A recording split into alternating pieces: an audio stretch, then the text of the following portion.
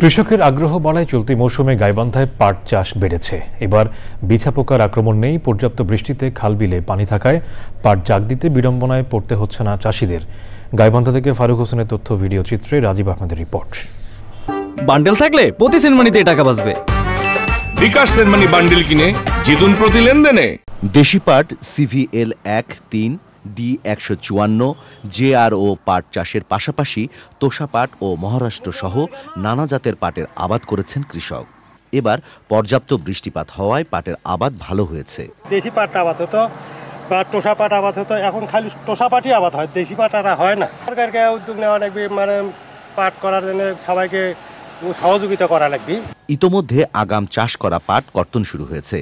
অনেক এলাকায় চলছে পাট জাগ দেওয়া ও আঁশ ছড়ানো এবং শুকানোর কাজ। পাটের ফলন মোটামুটি ভালো, যাই হোক রোগবালাই কম, দাম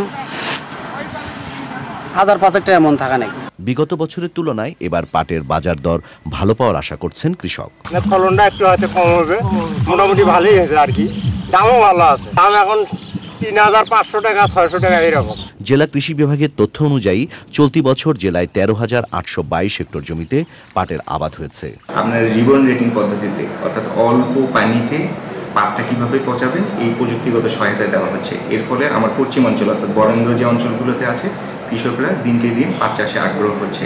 উন্নত জাত ও আধুনিক প্রযুক্তি ব্যবহার বৃদ্ধির মাধ্যমে বাংলার সোনালী পাটের সুদিন ফিরে আসবে, এমনটি প্রত্যাশা সকলের।